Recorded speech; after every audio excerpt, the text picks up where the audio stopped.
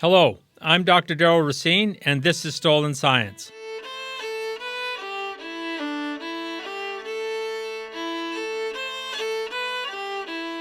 In this episode, it's very important that I introduce Dr. William Hooker. He becomes really important to the extraction of indigenous knowledge from Western Canada and the northwestern United States. And I'm going to, he's actually doing it globally, but I'm going to introduce him because he's going to become more important as this podcast goes on. So just bear with me, and I'll tell you about this fellow. And in future podcasts, we're going to come across him again and again and again. So William Joseph Hooker was born in Norwich on 6th of July, 1785. At a young age, Hooker had met Sir Joseph Banks. Now, Sir Joseph Banks was the president of the Royal Society, and we've already talked about that particular scientific society and its relationship with the Hudson's Bay Company. It was Banks who helped Hooker to secure a position of botany at the University of Glasgow. In 1823, while he was a professor at the Glasgow University, he met with John Richardson of the first and second Franklin expedition. Richardson was looking for help to categorize and describe the botanical specimens collected during those expeditions. And this would start a very long-term relationship between these two fellows. The importance of this relationship was that after Richardson had been the surgeon for the first and second Franklin expedition, the Hudson's Bay Company went to Richardson and said, "Do you know any other surgeons that specialize in botany and zoology that we could hire as surgeons for our forts?" And so what happens after this point is that Richardson then asks Dr. Hooker, and what we see is this huge influx of surgeons into Hudson's Bay Company territory that are trained in botany and zoology. And yes, okay, they're surgeons. They can do medical, procedures for the major forts in the Hudson's Bay territory. But there was this secondary job where they would collect and send back specimens to England. A lot of that going to William Hooker because of his connection to the Hudson's Bay Company. Well, connection. He's the one that got them the job, and we'll see that in upcoming episodes as we dig further into the Columbia District of the Hudson's Bay Company. As Allen 1967 points out, it was Richardson through whom William was made known to the Lords of the Admiralty, the directors of the Hudson's Bay Company, and the chiefs of the Colonial Office. In 1841, William Hooker became the director of Kew Gardens in London and remained its director until its death in 1865. Although William Hooker never visited North America, he was one of the greatest advocates of imperial scientific agendas in the colonies, and along with John Richardson, would ensure the Hudson's Bay Company played a part. Now, the question I would like to answer is, why does Kew Gardens become so important? Well, it becomes important because Hooker himself moves down to London and takes over Kew Gardens. And at the same time, there are certain things happening within the British economy that forces Hooker to change the orientation of Kew Gardens to not just a collection of botanical species, but to make an effort that Kew Gardens, as other museums had to, became relevant to the British population in the context of the economy. There had been a downturn in the British economy, or the English economy in 1845, 1846, and the government started to tie, if in fact we're going to give you public funds, that you must show us how you are relevant to the general public. Hooker creates the Museum of Economic Botany. And so he is interested not just in the medicinal uses of plants, but also how those plants can be used in the arts and in manufacturing. And so all of these specimens that are coming out of Hudson's Bay Company territory are ending up at Kew Gardens. Now, unfortunately, and we're going to talk about this at a later episode too, is with the advent of anthropology in the late 1860s, what happens is that the categories at Kew Gardens, as well as the British Museum and other museums, start following an anthropological framework. The problem with that is that we miss the initial reason why these items were in fact collected. So, for example, if you go on to Kew Garden and you look up Cree bow or Cree arrows or some kind of description like that, if you go and look that up, for the most part, what they were not indicating was the initial reason why those things were collected. So if we find that there are specimens of wood at Kew Gardens and it might say Cree bow, what is not told is that the reason that bow was collected was because they were interested in the wood or resins or how that item could be used in the context of the arts. In other words, that the extraction of that indigenous knowledge becomes central to the collecting process. And this gets lost because anthropology or the terminologies within anthropology start to take over. And I think this is one of the main reasons that a lot of historians have not picked up on this extraction of indigenous knowledge, is because the way in which these collections are framed ends up changing, and we'll talk about that in a later episode, therefore covering up the fact that this was actually, a massive attempt to consume indigenous knowledge for the British artistic and industrial base. So to carry on with the Mackenzie River District and what was going on in there, I need to introduce you to a very famous historical figure. His name was John Ray. Now, John Ray was a surgeon. He was first posted to Moose Factory. I think that was in 1834. And I think he was only going to stay for a year or something like that. Then he ends up, because a ship got caught in the ice, he ended up staying. And he ends up remaining there as the surgeon. But what's important about Ray is that Ray started to learn immediately how indigenous people traveled and lived in the area of Hudson's Bay. His first mentor was a Cree man named George Rivers. It was Rivers who taught Ray the Cree hunting and survival techniques that would be central to Ray's success as an explorer. Not only did Ray adopt the indigenous-style sledges, snowshoes, and snow houses, but also Arctic and subarctic styles of dress, all of which were technologically suited for the environment in which he traveled. It was Ray's acceptance of indigenous knowledge systems in conjunction with his Western medical background that made him an excellent agent of science. Ray's unique ability to travel great distances unaided led George Simpson, that he was the inland governor of the Hudson's Bay Company, to offer him to work surveying the Arctic coast north of Fort Churchill during the winters of 1846 and 47. Ray accepted the offer and subsequently went to Toronto to be trained by Captain Lefroy. Now, we've already covered Captain Lefroy, but it is kind of funny that we start seeing this overlapping of men of science, one training the other, or the fact that you could get survey instruments repaired at Red River, which is where today Winnipeg is, which was, a significant distance inland. In Ray's 1846 and 1847 expedition, he took 8 non-Indigenous men and 4 Indigenous men. Of the Indigenous men, there was a Métis named Richard Turner, an Anishinaabe man by the name of Nibitabo, and 2 Inuit. The Inuit were Ugelbuck and his son William. And of course, Ugelbuck and his son William had been on previous expeditions. I think was he on the Decent Simpson? The point is that Ugelbuck and his son were already well aware, had been employed by previous expeditions, and now they're going on another expedition. They were hired as interpreters during this expedition. From all reports, Ugelbuck's son William was somewhat troublesome, but he could speak Inuit, Chipewyan, and Cree, as well as English. And Ray also used Inuit who they had met during the expedition for mapping information and to act as guides. And again, this is one of the things that we start to see with expedition after expedition after expedition, is that Indigenous people, actually, for many of them, this was regular employment. And not only was it regular employment, is it paid much better than the general work as interpreter around a fort or as a general guide for an HBC employee. They paid very well, but if a non-Indigenous person within the company wanted to, or not wanted to, but they were encouraged to work for scientific expeditions through promotion and additional pay.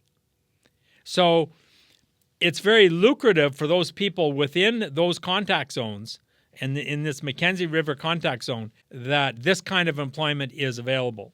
The next expedition we're going to cover is what was called the Arctic Searching Expedition. This was to discover the fate of the missing Franklin naval expedition to discover the Northwest Passage in 1845. So what happens is that Franklin goes on that first overland expedition, which we've covered. Then they go on the second overland expedition, but they still have not found the Northwest Passage. So, it's a longer story. There's lots of attempts by ship. But Franklin gets permission by the Navy in 1845 to go and look for the Northwest Passage. Of course, he doesn't return. And so people become worried, and so they want to send people out to actually see if they can find him. With the support of the Hudson's Bay Company and its employees, John Richardson, which wasn't on the naval expedition, he's a friend of Franklin, and John Ray take an expedition into the Central Arctic in 1848. Although the Arctic Searching Expedition would not discover the fate of the Franklin and his men, it did produce a large amount of scientific data.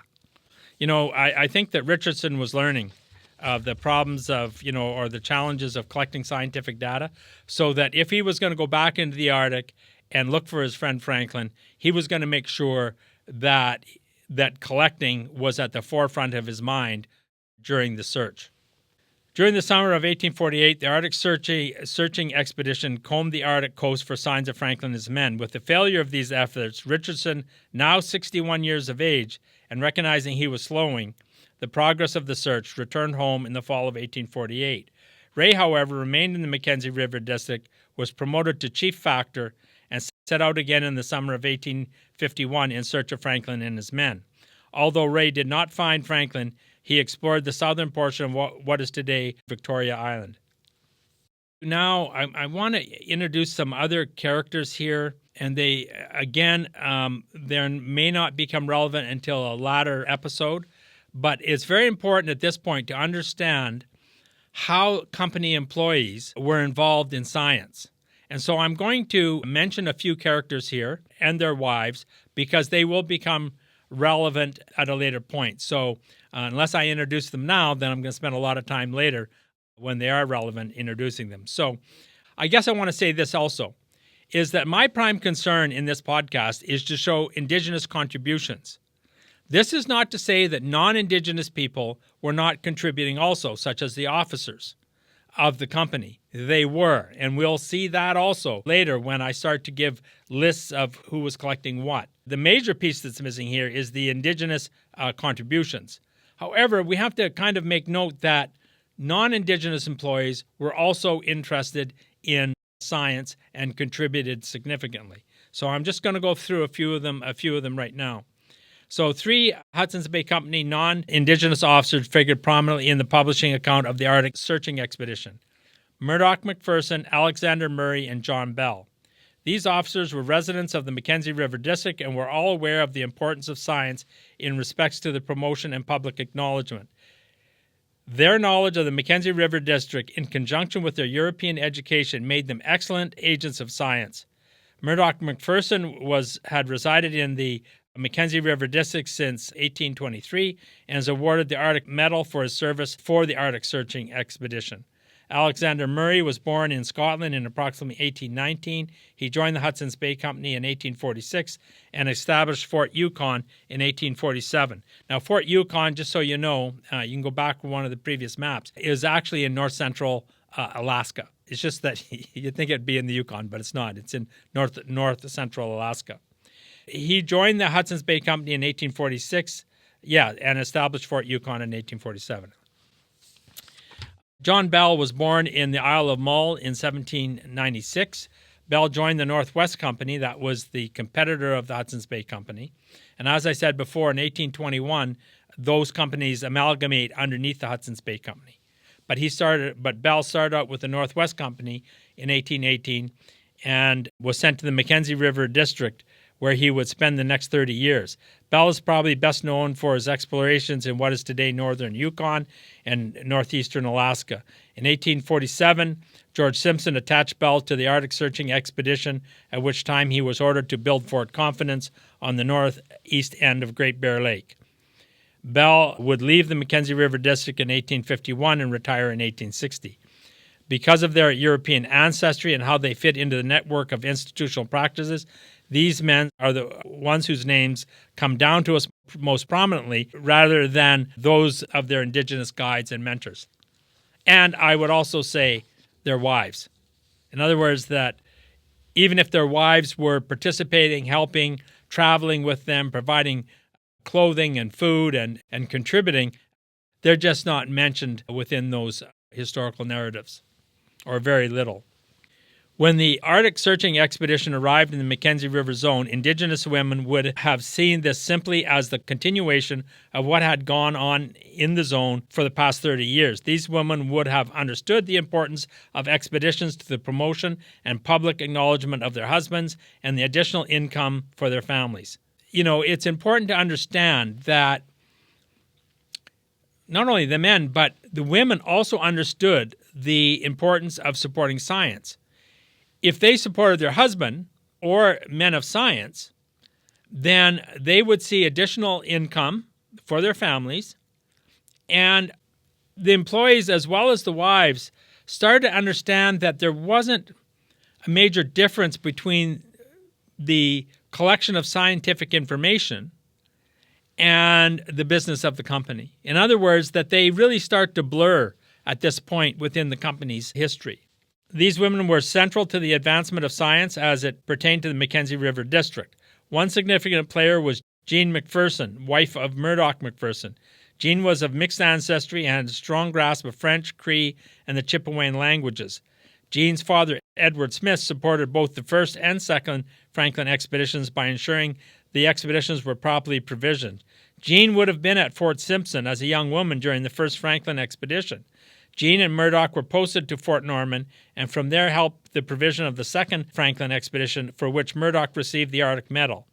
It was also important to note that Jean would have been familiar with the goals of imperial science, since both her husband and father had collected natural history specimens for the second Franklin expedition. So you see, this idea that the company was simply a fur trade company, Jean McPherson would never have seen it that way. Science would have been, or the collection of scientific data would have been a part of that whole process. Another traceable figure is Anne Campbell, the mixed-blood daughter of chief trader Colin Campbell, who married Alexander Murray in 1846. Anne herself was well educated. She probably had some formal education at Fort Simpson before being sent south at the age of 11. Anne traveled to Norway House and then on to Red River for her education, where she would remain until she was 17. It was on her return to Fort Simpson that she met Alexander Murray and shortly after Murdoch McPherson. In 1848, Anne wintered at Lapierre's house while Alexander Murray completed Fort Yukon, and the following summer she made the trek to Fort Yukon where she wintered with him. I mean, absolutely extraordinary. You have these women, educated, mixed ancestry women or Métis women, that were well-versed not only of the company's activities, but the activities of science. And these women are traveling with their husbands and supporting their husbands, and no doubt contributing significantly to Western imperial science. Bell married Nancy Dease, daughter of Peter Warren Dease. Bell and Nancy married in 1830. If we assume that Nancy and her mother traveled with Dease, as was the case during the Simpson-Dease expedition of 1836-39, then she certainly would have remembered her father working for the second Franklin expedition. Perhaps she held memories, too, of the first Franklin expedition, passing through the Mackenzie River District in 1819. Nancy probably spent considerable time traveling with Bell, just as her mother had traveled with her father, and like her mother, would have been indispensable in respect to the production of clothing, the preparation of food, such as pemmican, and checking fish nets. Nancy, because she grew up in the Mackenzie River zone, was probably multilingual and could speak several languages. While these women did not figure prominently in the published narratives, they were essential to their husband's success, making them indispensable to the success of these expeditions in the Mackenzie River District. And again, these women are going to become more important in a latter podcast, because what we find is that they are actually sought out by linguists in the late 1860s, linguists to give information on indigenous languages. By the time the Arctic searching expedition got underway, there had also been an increase in the educated and skilled indigenous men. Officers such as mixed ancestry Hector Mackenzie were well educated and were indispensable to the Arctic searching expedition. It was also not uncommon to find First Nations people and Inuit who could read and write English as well as their own language. For example, in reference to Sunday morning church services at Fort Confidence, Richardson writes, James and Thomas Hope, who were Cree Indians, having been educated at Norway House as Protestants and taught to read and write, were regular attendants, and James Hope's eldest son, a boy about 7 years age, who had already begun to read the scriptures, frequently recognized passages in the lessons that he had previously read. James Hope's case is interesting because he had previous experience as a bowman on the Deason-Simpson expedition in 1838. Individuals such as James Hope, who could be used not only as translators, but also to negotiate multiple knowledge systems, would have been invaluable to the expeditions. Okay, so the comment I want to make about this is that if you go to any Western movie, at what point do you arrive at a location, at one of these locations, and the First Nations people, that not only are they reading and writing and talking in English, but they're also, in many cases, capable of using scientific instruments, as in the case of Laprise that we had talked about in an earlier episode. That there were indigenous people here that were well-educated. I think in a latter episode we're going to talk about what's happening within the Columbia District, but I remember one story where I think it was in the 1820s, the Spokane First Nations decided that they wanted their people to learn English, and they sent one of their young men to Red River to be trained in English. In the 1850s, when the United States Exploring Expedition is traveling in northern Washington, they come across this chief, and they think they have to get translators and everything like that. And the chief basically, yeah, what do you want? Speaking in English, reads and writes. And so this idea, like the dances with wolves kind of idea that you would meet indigenous people that wouldn't have a knowledge and the ability to speak English, that these situations actually existed. And that's why I say that, this idea that when we look at Western history as a frontier that is slowly moving out across the West, rather than what I had described earlier as a contact zone, where you had the mixture of culture, you had the mixture of information, you had the mixture, so that if you arrived at any one particular fort, that there's a good chance that you would see people of indigenous ancestry using survey equipment, compasses, that they could read, that they could write, that they could speak fluent English. I mean, this usually doesn't happen within the context, or it isn't within the frame of reference of how we have been brought up to understand the history of Western North America. The Arctic searching expedition, like the Deason-Simpson expedition, were utterly reliant on Métis labor. In respects to the Métis, Ray relates in a report to George Simpson, the inland governor, in 1851, that, quote, "My men have improved wonderfully. The English half-breeds, in particular, who are for any work about the place as good men as we could wish, but they may not be equally efficient on salt water. Of the Canadian half-breeds," that would be the French, people of mixed ancestry, "I cannot speak so favorably, but I am weeding the stock." I mean, I think that's kind of funny, and I think that that's got more to do with the relationship between France and England and the attitude that some of those mixed ancestry people of French and indigenous ancestry, they probably weren't so conducive to helping a British exploration and helping the British out. So I think they were probably just as good. It's just that I just think that historical relationships were, clouded Ray a little bit there. The Métis were also developing as a people and were becoming more adept at the trades, which made them indispensable to the expedition. Richardson comments, "The half-breeds as a class show great quickness in acquiring a knowledge of letters as well as skill in the mechanical arts. As joiners, workers in iron, boat builders, many of them would rank high among the European craftsmen, and taught up necessity, they have generally the advantage of being able to work at all of the several branches of the carpenter and the blacksmith arts, even to the forging of their own tools." Richardson notes that Baptiste Bruce, who had been Thomas Simpson's personal guide in 1836, was the superintendent in the construction of Fort Confidence and indeed, quote, did 2 men's work himself. So we're starting by this time to see that the culture that is rising within Western Canada is one that is highly skilled, is quite used to science, quite used to working for science and or the Hudson's Bay Company. And again, when we look at Western Canadian history, does anybody talk about a blacksmith shop at, say, Fort Simpson, where there are these mixed blood and possibly First Nations people making their own tools or repairing guns or so on and so forth? I mean, where do you see that kind of stuff in historical films? You don't. It is strictly Europeans advancing on the frontier, and there is no acknowledgement of the contribution of Indigenous people to that history. John Ray would remain in the Mackenzie River District and in 1851 would return to the Arctic coast to continue the search for John Franklin and his men.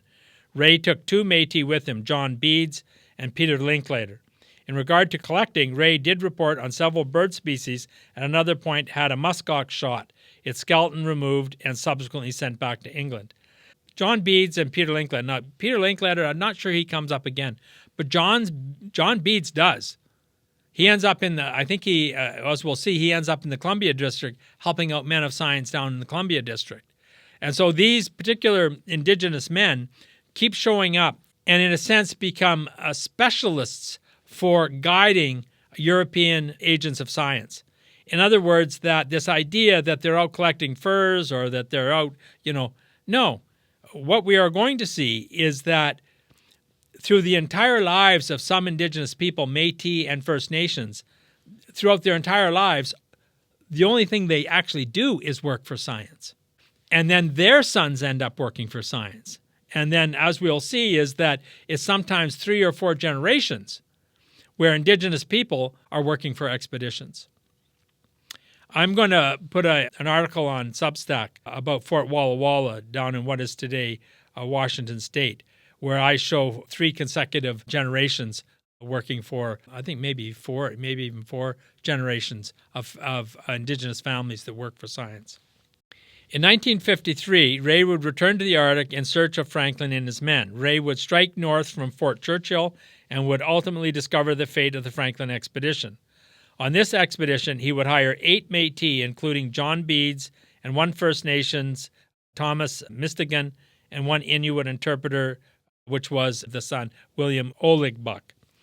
It is not clear how much collecting Ray did on this expedition, but he did acquire 4 more muskox skeletons to be sent back to England.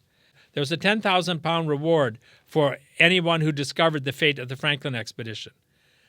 When Ray is finally given the money, and also they were given Arctic medals, he made sure that all the Indigenous people that were on that expedition also received Arctic medals, and he divided the 10,000. I'm not sure if he divided the full 10,000, but he made sure that everyone that participated in that expedition was financially compensated from that reward. So it just showed you what kind of a person John Ray is. Now, I don't think that John Ray in any context was an angel. I mean, he was so dedicated to the Hudson's Bay Company that he was sometimes blinded what the overall project was in regards to the consumption of Indigenous knowledge.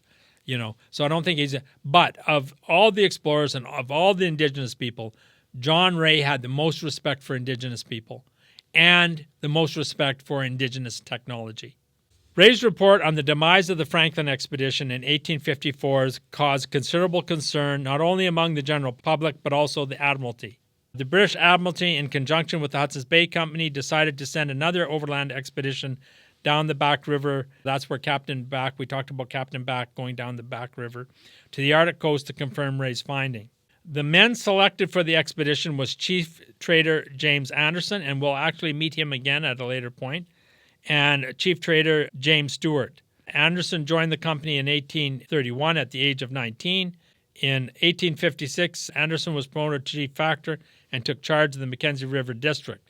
James Stewart was born in Quebec City in 1825 and joined the company in 1844. I'm not sure if he had any Indigenous ancestry or not, but he joins the company at the age of 19. 1 year after Stuart joined the company, he was posted in the Mackenzie River District. It was during these years that Stuart became adept at the methods of travel used in the fur trade. Although the primary objective of the expedition, of this Anderson and Stuart expedition, was to confirm Ray's findings, science remained an important aspect of this expedition. In a letter from George Simpson to Anderson and Stuart in November of 1854, George Simpson states, "You will of course keep a detailed journal of your proceedings, make observations for latitude and longitude as frequently as possible, and as far as your opportunities admit, collect information respecting the country you may visit, likely to be of interest to the scientific world, bearing in mind that such matters are of secondary consideration." So science was still something that was really important. Although collecting of some botanical specimens did occur, in the end, the expedition made very few, if any, scientific discoveries. They did, however, manage to confirm Ray's findings in regards to the Franklin expedition, and also important, that there was a continuation of the presence of imperial science within that Mackenzie River district. I say this, we're going to talk about a fellow a little later, Robert Kennicott, who was from the Smithsonian. He goes up to the Mackenzie River district in, I think, 1858, 1859. And he gets up there, and he finds out that he has to do actually very little work for the Smithsonian, in the sense that there had been so much science in the Mackenzie River district that he just stepped into a world where all these indigenous people knew how to collect. There were indigenous women that could skin animals and then preserve them for scientific purposes. The idea of the methods of, for example, collecting insects versus birds and animals, the indigenous population were already well versed. And so he just walks in and he can't believe it. And he sends several letters back saying, I've hit a gold mine here. So we'll talk about him a little later. But this is why I'm trying to communicate to you in regards to all these expeditions that science was a major employer, that the extraction of indigenous knowledge was absolutely critical to the survival of the Hudson's Bay Company. And we get that because there's so many different expeditions. It becomes obvious that the company, to win that favor, has to support science, and so therefore imperial science becomes a major cultural piece of that district. Okay, the number of indigenous people, some of who were employees of the company hired for the Anderson and Stuart expedition, was significant. Of the 14 men on the actual expedition to the Arctic coast, 11 were of indigenous ancestry. George Simpson, the inland governor, had sent 3 of his most skillful and trustworthy Six Nations canoemen from his own crew, which proved invaluable throughout the expedition. 3 Cree and 5 Métis were hired, sent north to join the expedition. 2 of these men, John Fiddler and Thomas Mistigan, had worked for Ray in the past. John Fiddler had worked for Ray in 1851 expedition to the Arctic coast, while Thomas Mistigan had previously served with Ray in 1853 expedition when Ray was to ascertain the fate of the Franklin crew. Another important indigenous person was King Beaulieu, son of Francis Beaulieu, who had assisted Alexander Mackenzie as well as John Franklin in his overland expeditions. Beaulieu would be hired as an interpreter and hunter and would use his people for the pre-positioning of stores along the expedition's route up the Back River.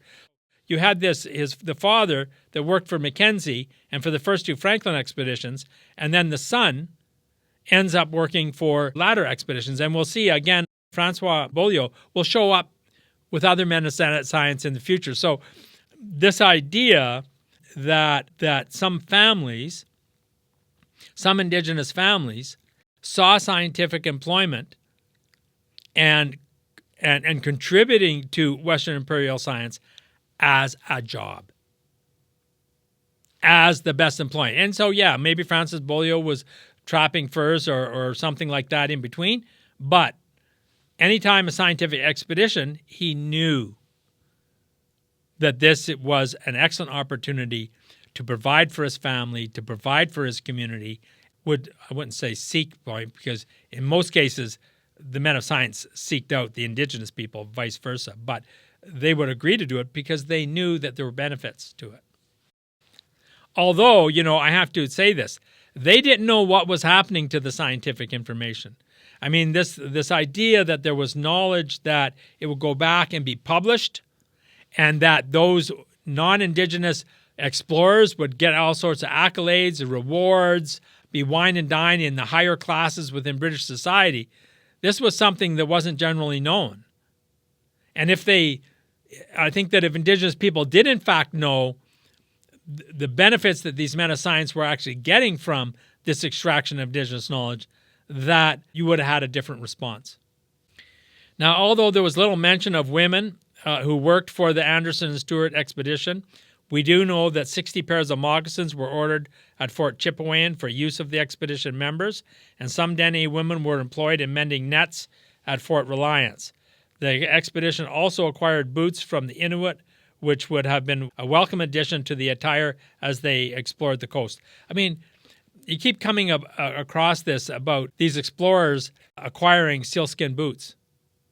Well, yeah, I mean, if you've lived in Canada, if you've lived in Canada at all, you know what wet feet mean in the winter.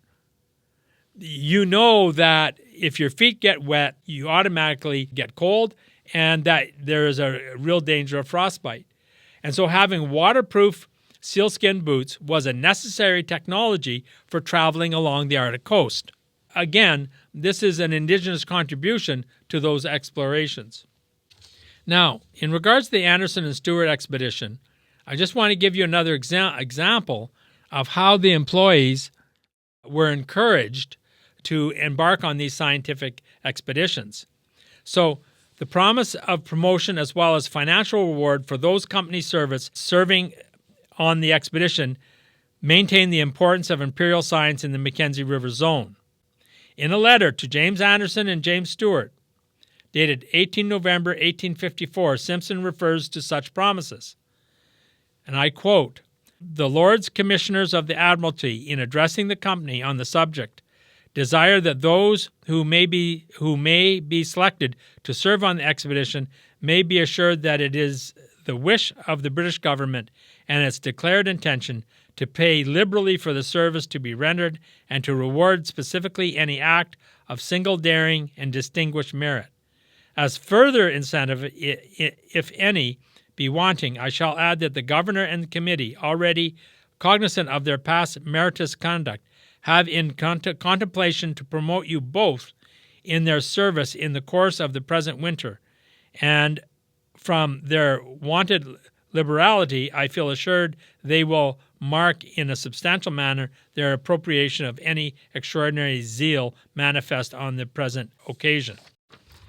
Now, while James Stewart was not promoted due to he had just recently been promoted to chief trader, so Anderson was promoted from chief trader to chief factor during the expedition. It is also true that all those who participated in the expedition were paid extraordinary wages. In general terms, all those engaged for the expedition received double their normal pay. That means all the Indigenous people that were on that got double pay. For more than 6 months, most were engaged for the expedition while receiving a full year's wages. James Anderson, who had been promoted to chief factor at a pay of £600 per annum, he would receive an additional £400, which in today's money is about he received an additional $53,000 in today's money for participating in the expedition. James Stewart, who was the chief trader at an annual salary of £300, received an additional £280, or an additional $30,000 on top of his pay for his participation. In addition to pay incentive, all participants on the expedition also received the Arctic Medal from the British Admiralty. In the end, although little in the way of the discovery of new lands or the collection of botanical or zoological specimens occurred, the presence of the expedition continued the now long tradition of company support of imperial science in the Mackenzie River zone. The continuity of these expeditions, one after another,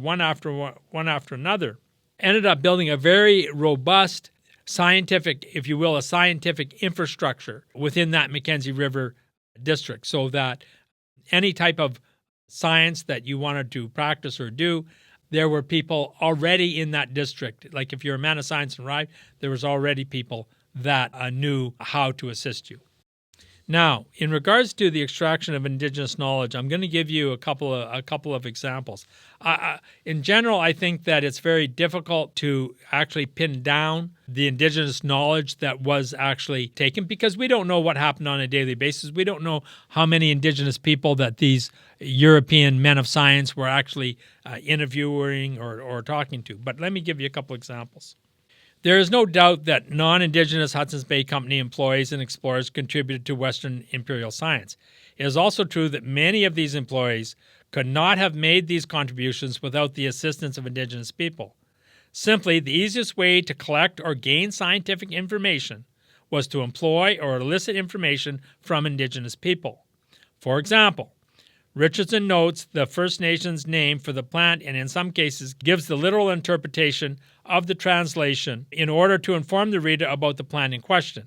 So maybe I should clear that a bit. So if Ray in his publications, when he's saying that if you want to understand this plant, then you have to understand, or if you want to have information about this, then you have to listen to the Indigenous people.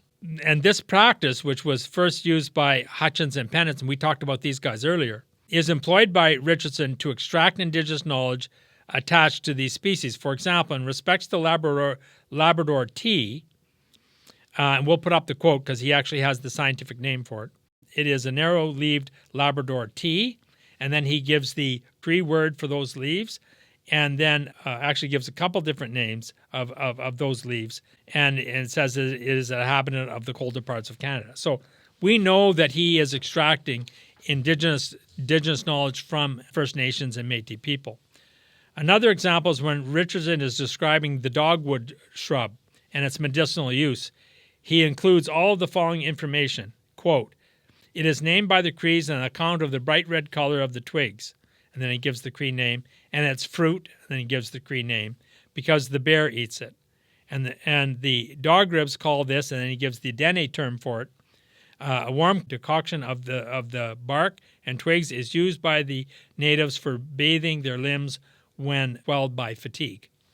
He does the same thing with birch bark. When he's describing birch bark, I'm not going to I'll put up the quote, but I'm not going to read the quote in its entirety.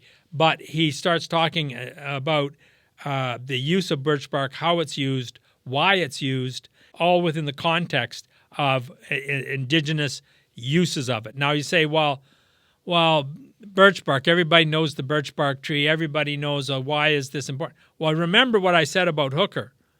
And in about 1850, in Hooker's museum at Kew Gardens, the Economic Museum of Botany, is that they are interested in indigenous knowledge and products so that it can be put into the British industrial process in order to uplift the British economy. So any kind of information. So that's why these kind of descriptions end up coming out.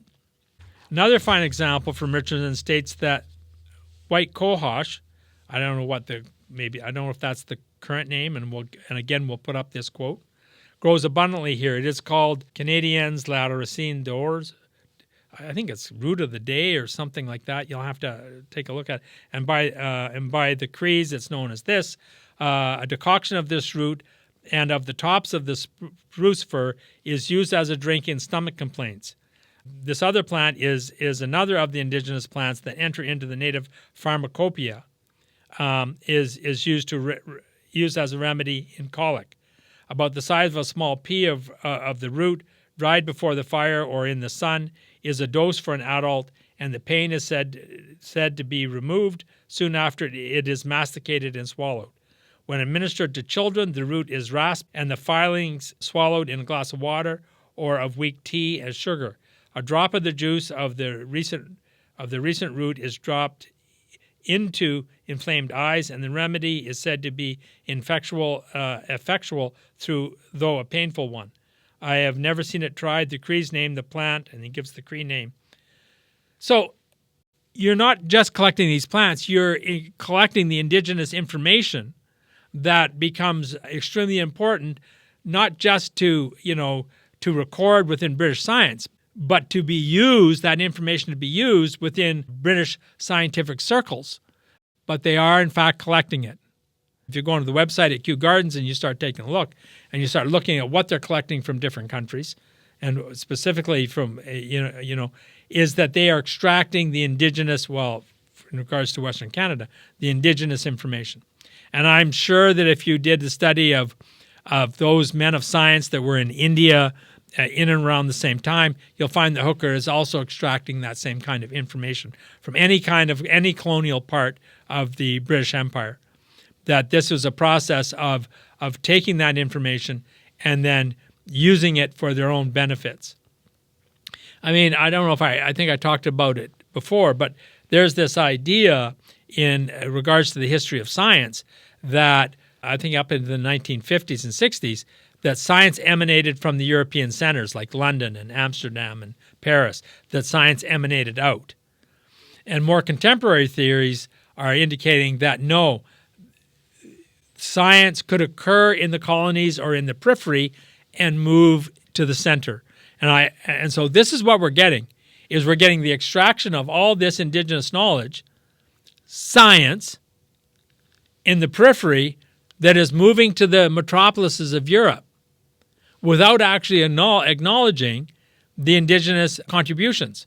And again, this goes for the rest of the colonies. It goes for Australia. It goes for India at the time, or anything like this, that there's this extraction of knowledge, and it's going in the periphery and going to the center. And of course, this is something that hasn't been explored to the extent that it needs to be explored, not only in regards to this podcast, but for other scholars, historians of colonial time. Now, in the next episode, we're going to start looking at the Columbia District, which is southern British Columbia, Washington State, Oregon, northern Idaho. We're going to look at that particular area of the Hudson's Bay Company and the area that they're in. And what we're going to see is we're going to start to see the same pattern that we see in the Mackenzie River District. We're going to see those same patterns. We're going to see indigenous families, sons whose parents are working for science, and then they work for science, and then their sons and daughters end up working for science. We're going to see these same patterns in the Columbia District. And so I think that then starts to solidify what my overall argument is. So you can look forward to that. So thank you for watching this episode of Stolen Science. If you enjoyed watching, please consider subscribing and follow the link in descriptions for further reading.